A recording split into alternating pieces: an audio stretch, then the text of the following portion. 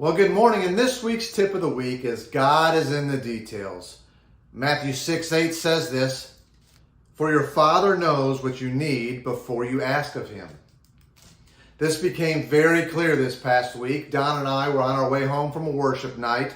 It's about 8:30, 9 o'clock, middle of the country, pitch black, and we notice a trailer parked on the side of the road. So we go around it and we hit something, and very shortly after that, we see the light come on that says low tire.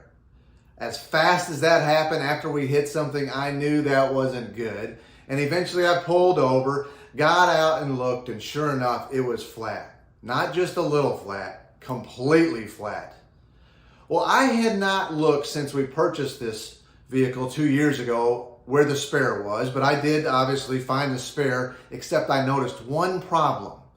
There was no tool and there was no jack, and we're in the middle of nowhere.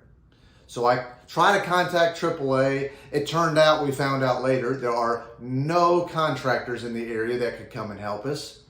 But as we were standing on the side of the road, praying that God would help us figure this one out, we heard a young girl's voice say, "Do you all need some help?" And we said, "Yes, we do. We got a flat." And she said, "My dad will be right out." Well, apparently, our flashers were on, and they, from the inside their house, saw it. It's the only house around, a driveway about 50 yards away.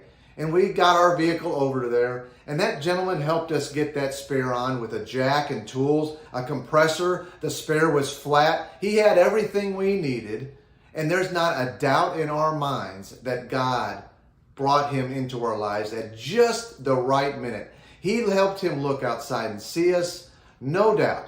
As a matter of fact, he attends a small church, about 50 people, and he's involved in puppet ministry, where he goes around and does puppet shows for kids. And I was able to talk to him about my dad. That's where he started in youth ministry many years ago. And we had a great conversation as he helped us change that tire.